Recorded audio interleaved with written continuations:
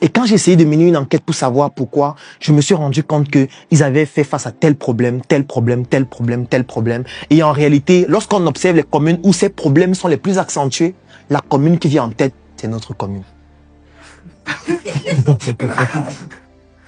Ça, c'est le zoom arrière. C'est-à-dire que je commence par présenter la situation de façon globale. Pour te faire comprendre qu'en fait, c'est pertinent ce que tu dis, mais nous ne sommes pas les seuls à avoir ça. Tout le monde a ça. Et là, je relativise ton problème.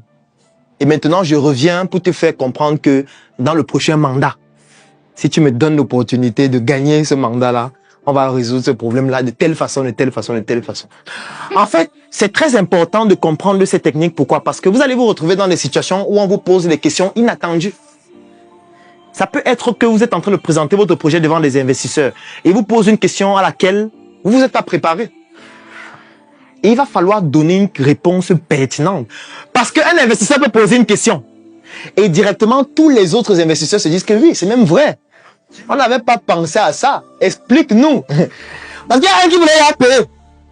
Mais dès qu'on pose ça, il dit attention, il faut qu'il réponde d'abord. Parce que si ce n'est pas pertinent, il ne paye plus. Et si tu m'aides sur cette question, c'est mort. C'est mort, c'est fini. Ça tue le projet. Donc, tout ça entre aussi dans la prise de parole en public. Ça veut dire que n'essayez pas de retenir par cœur.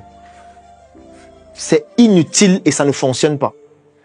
Par contre, définissez les techniques que vous allez suivre et ayez toujours un fil conducteur. Parce que même dans le zoom avant, zoom arrière, moi j'ai un fil conducteur que je suis.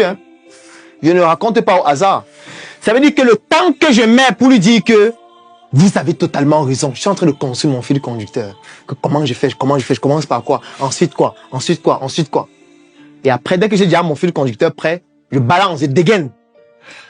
Parfois, même pour gagner en temps, je peux reposer la question. Que si je comprends bien, ce que vous voulez dire, c'est que dans notre commune, il n'y a pas de stade. C'est bien ça? Monsieur, c'est ça que je dis, donc répondez à la question. Moi, je suis en train de gagner en temps pour construire mon fil conducteur. Et dès que j'ai le fil conducteur, je balance.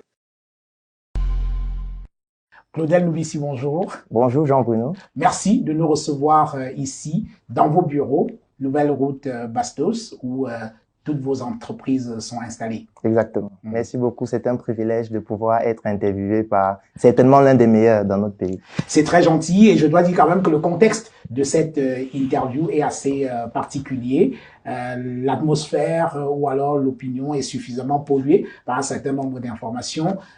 L'objectif de cette émission est d'essayer de démêler les chevaux de tout cela. Alors, Claudel Noubissi, où est passé l'argent des gens?